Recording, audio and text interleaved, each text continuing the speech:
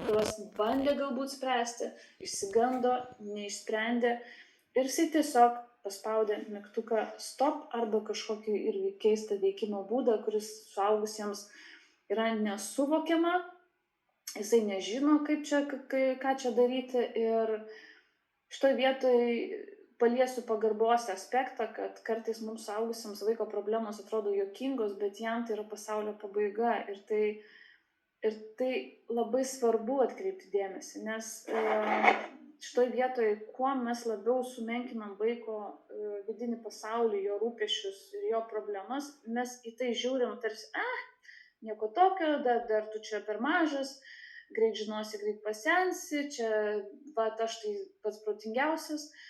Arba aš iki dabar prisimenu, kai buvau mažytė, aš buvau įsimylėjus Michaelą Jacksoną ir kai jisai mirė, ar kas ten, ar Freddis Mercury's, aš dabar galvoju, kuris mirė, kai aš buvau maža.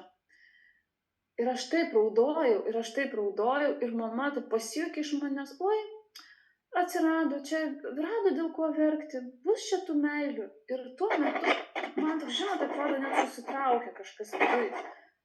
Tarsi mano ašaros ir mano skausmas yra visiškai bevertis vien dėl to, kad aš esu tas mažas žmogus.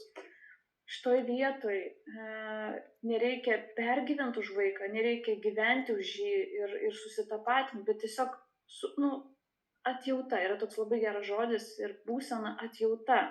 Atjauta reiškia, kad aš nesumažinu, nepadidinu tavo skausmo, aš leidžiu tam būti ir aš esu šalia.